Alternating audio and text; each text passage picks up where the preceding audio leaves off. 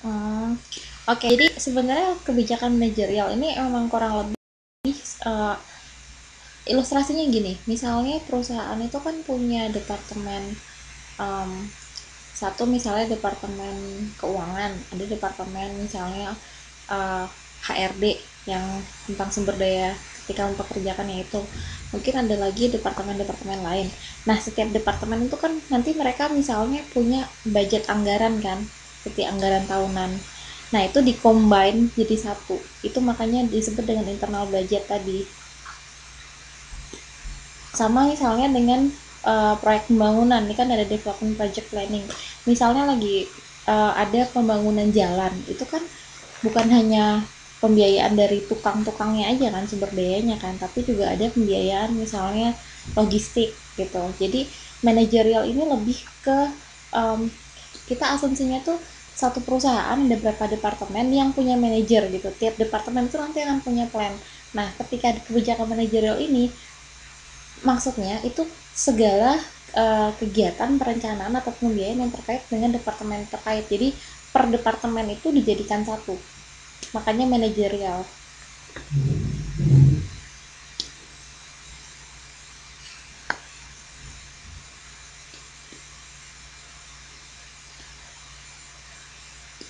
Cross ministerial itu lebih tinggi, Mbak. Makanya kan tadi gini, jadi asumsinya gini. Makanya tadi saya sebenarnya pengen kalian menggambarkannya gini. Kita pakai contoh misalnya dari national policy ya. National policy making itu misalnya ini karena terkait misalnya tentang keberadaan kita sebagai orang asing kan di Taiwan. Misalnya national policy, berarti Indonesia ini, pemerintah Indonesia itu punya undang-undang terkait tentang tenaga kerja Indonesia di Taiwan misalnya, atau tenaga kerja Indonesia di luar negeri, ya kan? Ada tuh undang-undang nomor sekian sekian sekian, itu di national policy making, jadi tuh di tataran pemerintah Indonesia. Nah, untuk cross ministerial planning itu misalnya Kementerian Tenaga Kerja bekerja sama dengan Kementerian Luar Negeri, atau misalnya jadi iya, jadi kita bicaranya masih dalam lingkup kan tadi besar nih, negara bulat gitu gede. Kalau kita sekarang bicaranya cross ministerial planning, jadi kementerian-kementerian terkait yang punya kerjasama, yang kegiatannya tuh bersinggungan. Misalnya kan kayak Kementerian Tenaga Kerja pasti bersinggungan dengan Kementerian Luar Negeri karena terkait dengan misalnya keberadaan di sini kan harus ada perwakilan kantor luar negeri kayak gitu kan. Terus nanti ada imigrasi juga. Nah, itu cross ministerial. Institusional itu kita hanya membahas satu satuan dari kementeriannya. Misalnya Kementerian Tenaga Kerja itu sendiri, itu dia ada bagian apa-apa aja. KDI misalnya, KDI itu kan ada bagiannya Busri, ya kan? Ada bagian administrasi, ada bagian keuangan, ada bagian investasi. Nah, ketika kayak kepala departemennya itu Busri, Pak Luther, atau Budina itu membuat tentang budget anggaran mereka, terus mereka combine jadi satu tuh, nanti KDI akan menyusun namanya anggaran internal. Nah, itu yang dimaksud dengan perencanaan kebijakan manajerial tadi.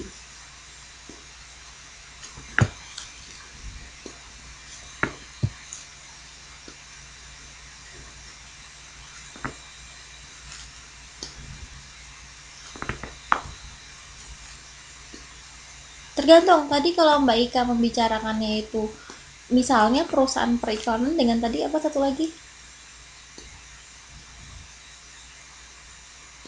Mm-mm. Mm-mm.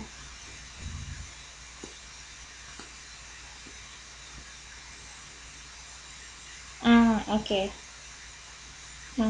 Jadi patokannya ini yang oke. Okay, kita lanjut dulu, Mbak. Gimana?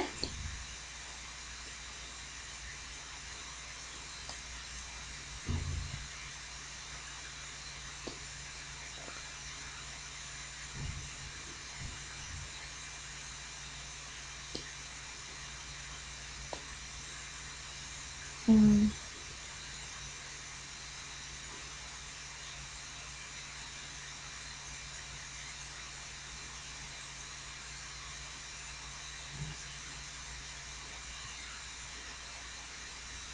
Bisa sih, tapi gini, perbedaannya antara cross ministerial sama institusional tuh gini.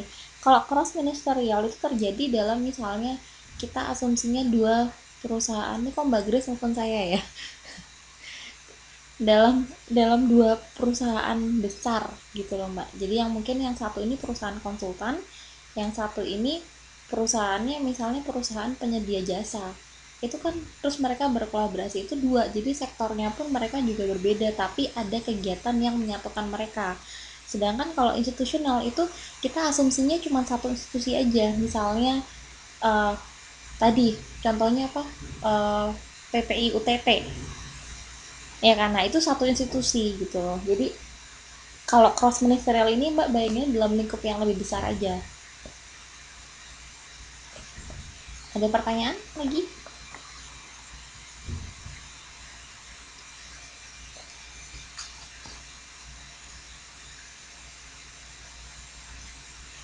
Kalau kalau mungkin gini,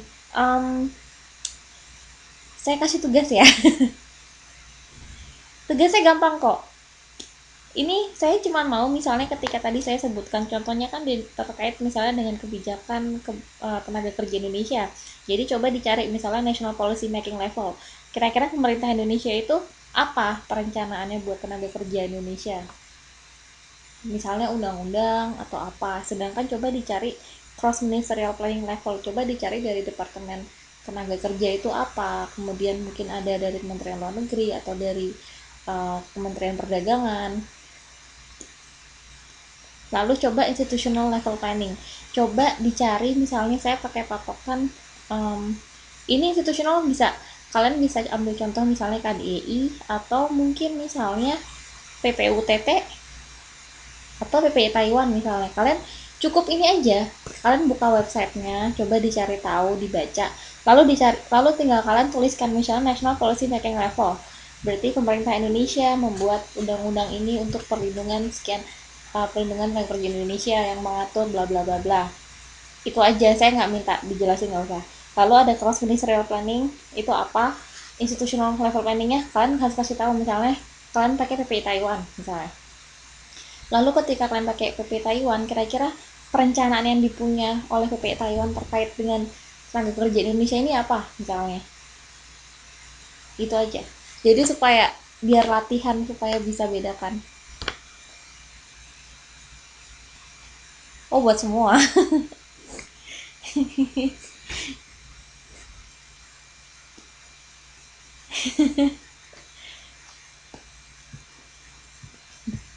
Ya, saya sih iya patokannya gitu aja. Jadi kan juga sambil tahu tentang apa sih perencanaan, sebenarnya pemerintah tuh punya perencanaan apa buat kita. Terus iya, terserah institusinya, bisa misalnya saya nggak ada masalah kalau misalnya mau pakai Indosuara atau mau pakai KDI atau PPUTT atau PPI Taiwan atau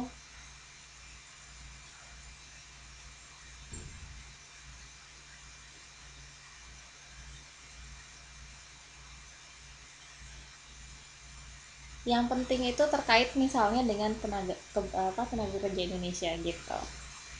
Jadi bisa kan kayaknya ada banyak ya Mbak, ada Iwamit atau apa gitu kan ya, saya lupa.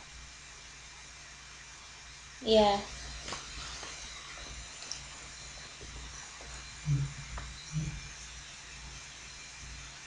oke. Okay. Jadi coba dicari tahu ya. Oke, saya lanjutkan. Ada pertanyaan sampai sini?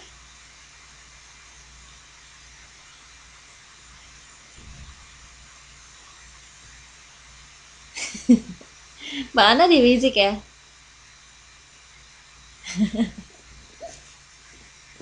Oke, saya sekarang mau lanjut ke kegiatan belajar 2, yaitu tahapan dalam perencanaan komunikasi. Kalau kalian lihat di modulnya itu ada sekitar berapa halaman? 1, 2, 3, 4, 5, 6, 7, 7 halaman bolak-balik, berarti 14 lah ya. 7 lembar 14 halaman. Nah, sebenarnya cuma bisa jadi satu slide gini. Jadi tahapan dalam perencanaan komunikasi itu ada 5. Oh sorry, saya kelewatan satu, ada 6. Nanti saya tambahkan, saya rubah. Jadi ada 6. Jadi yang tadi kan Mbak Ika sudah menjelaskan